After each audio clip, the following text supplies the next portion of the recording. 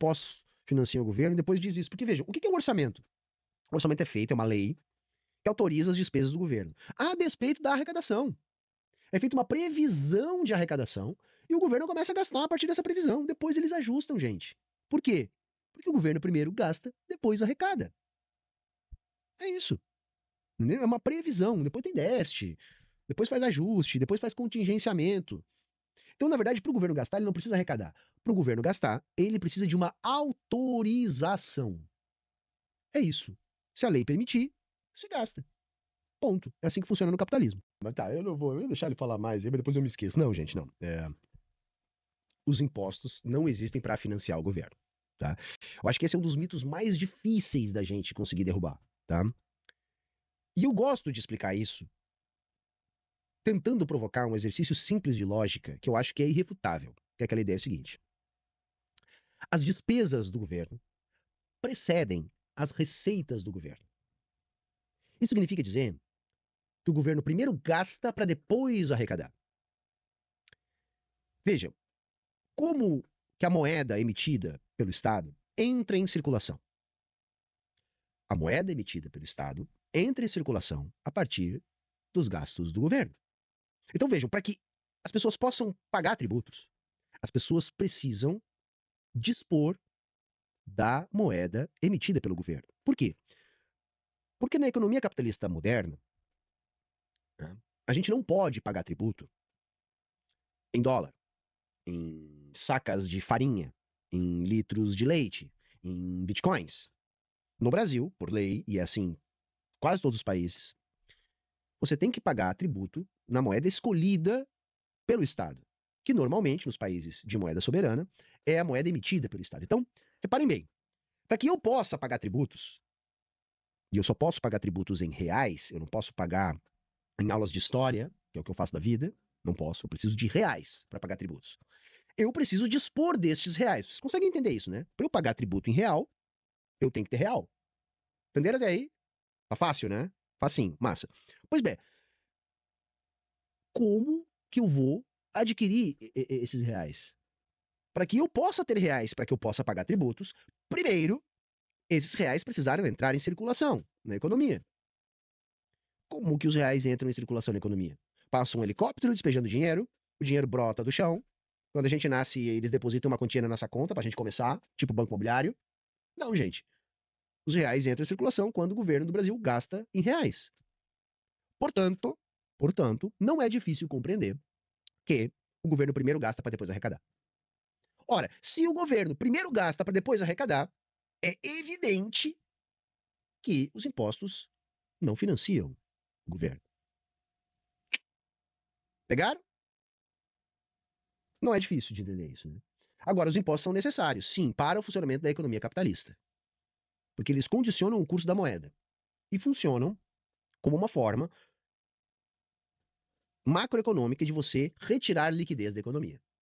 Então, quando você aumenta a tributação, você passa a retirar mais liquidez da economia. Né? Então você vai produzir um impacto sobre a disponibilidade de meios de pagamento a partir da tributação. E você vai condicionar o curso da moeda. Entendem? Porque a partir do momento que você tributa em reais, todos os agentes econômicos dispostos a operar na economia brasileira passam a necessitar de reais. E todos eles vão buscar ter reais para poder operar no mercado brasileiro. Então, a partir da tributação, você condiciona os agentes econômicos a operar na moeda que você escolheu. E este princípio, isso está lá no livro do David Graeber, é o mesmo princípio desde a Idade Antiga. Desde a Idade Antiga. No início, era apenas um registro contábil de créditos e débitos, onde o Estado registrava créditos e débitos das pessoas que viviam no Estado. Então, as pessoas elas poderiam ter crédito com o Estado a partir de coisas que elas fizeram para o Estado, em troca de crédito, ou podiam ter débito com o Estado. Então, a partir dessa relação entre créditos e débitos, referentes à tributação, é que nasce a unidade de conta, que é a principal característica da moeda. Se a gente quiser definir moeda, né, que é uma coisa bem liberal, a gente sempre vai definir moeda como unidade de conta, meio de pagamento, reserva de valor. Essas seriam as características que definiriam a moeda. Né? Para Marx, não é exatamente a mesma coisa, né? Porque nós vamos ter o dinheiro como equivalente geral de valor, só que o dinheiro ele é uma relação social que se estabelece sobre o recipiente, que é a moeda. Então, a moeda é a coisa, dinheiro é a relação social. Muitas vezes se confundem. Então, dessas características, que é o viés liberal para analisar o que é moeda, unidade de conta, reserva de valor e meio de pagamento, especificamente, unidade de conta é a mais determinante. Também por isso que o dinheiro vai aparecer, a partir da perspectiva de Marx, como um equivalente geral de valor. Que não é a mesma coisa, mas aqui, para o bem do nosso argumento, didaticamente eu estou forçando uma analogia. Por quê? Porque meio de pagamento pode ser qualquer coisa. Qualquer coisa que a pessoa aceite como pagamento pode ser um meio de pagamento. E reserva de valor é qualquer coisa que tenha valor 100% líquido garantido. Tá? Vejam bem, a galera às vezes acha, tá, que reserva de valor é simplesmente qualquer coisa que tenha valor. Não é, gente. Não é. Reserva de valor tem garantia de conversibilidade instantânea, 100% líquida e garantida pelo órgão emissor da economia monetária nacional. Então, basicamente, é a moeda e o ouro. São reservas de valor.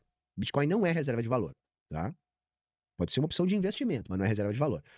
Então, vejam, tanto reserva de valor como meio de troca não determinam bem o que é a moeda, e sim a unidade de conta. Ou seja, é o fato dos preços serem expressos nessa unidade que determina a existência dessa unidade. Então, isso começa lá atrás, na formatação do Estado, a partir dos registros contábeis de créditos e débitos, que vão ser sempre expressos em uma determinada unidade de conta.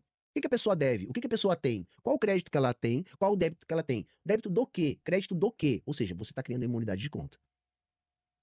Depois é que vai começar a ser usada a moeda, basicamente, como um instrumento de troca entre diferentes nações, onde esse registro meramente contábil de créditos e débitos não fazia sentido. É assim que nasce a moeda.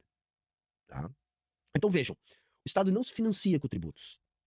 Agora, os tributos condicionam o curso da moeda e retiram liquidez da economia.